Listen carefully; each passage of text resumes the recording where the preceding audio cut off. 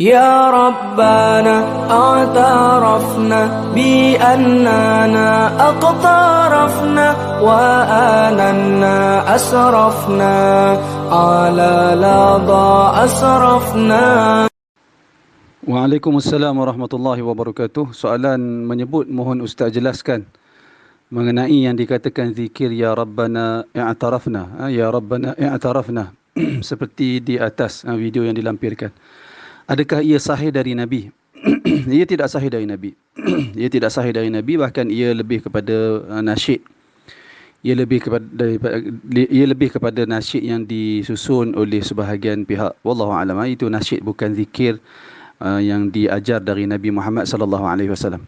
Soalan kedua, boleh Ustaz jelaskan maksud dengan wasilah Nabi yang terpilih iaitu Rasulullah dalam tiap permohonan kami diijabah seperti yang saya lampirkan itu, bolehkah kita ucapkan sebegitu?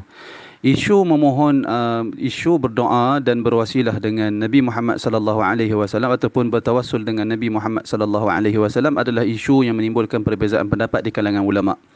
Seperti yang saya sebut sebelum ni, saya pernah jawab tentang persoalan tawassul, iaitu tawassul yang dibenarkan dengan ijma' para ulama ada tiga. Pertama, bertawassul dengan nama-nama dan sifat-sifat Allah Subhanahu wa taala yang telah saya sebutkan contohnya dalam jawapan yang lalu. Yang kedua, tawassul yang dibenarkan iaitu bertawassul dengan amalan soleh. Juga telah saya jelaskan, saya berikan contoh dalam jawapan yang lalu. Dan yang ketiga, bertawassul dengan meminta orang soleh berdoa untuk kita, meminta orang soleh yang hidup, yang masih hidup, untuk berdoa untuk kita kepada Allah Subhanahu wa taala. Itu tiga tawassul itu tiga tawassul yang disepakati oleh kesemua para ulama akan keharusan dan kebolehannya.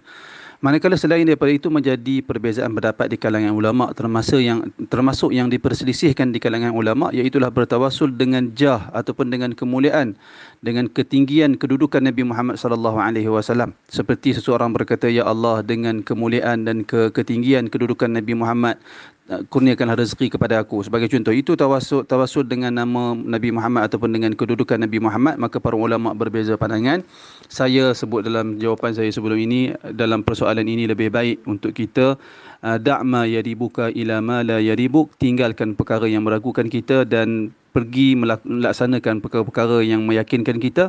Iaitulah kalau kita nak bertawassul di dalam doa, bertawassullah dengan tiga bentuk tawassul yang dibenarkan oleh kesemua para ulama. Adapun perkara yang menimbulkan perbezaan di kalangan para ulama, yang paling baik sekali, yang paling bijak sekali adalah kita meninggalkannya tanpa kita mengamalkan hal tersebut.